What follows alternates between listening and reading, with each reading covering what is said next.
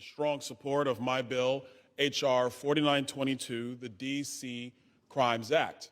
Rather than prioritizing the safety of law-abiding and protecting the lives of innocent residents and visitors, district officials have actively facilitated dysfunction and chaos through their progressive soft-on-crime policies. Instead of addressing the clear epidemic of youth crime in the city, the D.C. City Council increased the age of youth offenders to individuals 24 years old and younger, meaning fully grown legal adults in the District of Columbia can receive sentences meant for children. This is simply insane, and that is why I introduced the D.C. Crimes Act, which lowers the definition of youth from under the age of 25 to under the age of 18, removes the ability of judges to sentence youth offenders below mandatory minimum guidelines, and requires the D.C. Attorney General to establish a public website containing much-needed statistics on juvenile crime in D.C.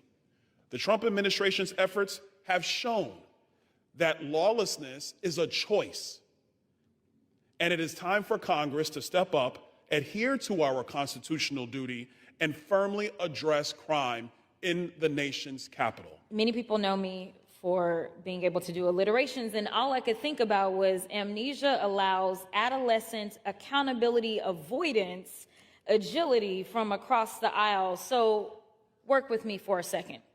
Imagine being a young man born to Jamaican and Panamanian parents who messed up not once but twice. Imagine standing in front of a judge with your whole future hanging in the balance, and instead of prison, you are given a promise of mercy. Your record gets wiped clean. You get a second chance at life. Now imagine taking that promise and turning it into promotion. You go to college, you get a job, and even become a member of Congress. That's what redemption looks like. That's what America is supposed to be about. And that is exactly the story of the next wannabe governor from Florida. As a young man, he went through pretrial diversion for misdemeanor marijuana possession. As an adult, yet younger than 24, he was charged with and ultimately placed on probation for felony bribery charges, which ultimately were 2 expunged.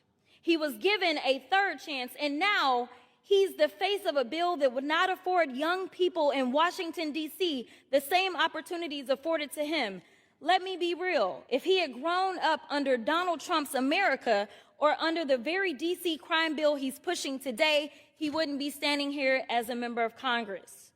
He'd still be living with the weight of those charges. So let's call this what it is, opportunities for me, but not for thee. He climbed the ladder of redemption, and now he's yanking it right up from the D.C. youth. See, most of us were taught to lift as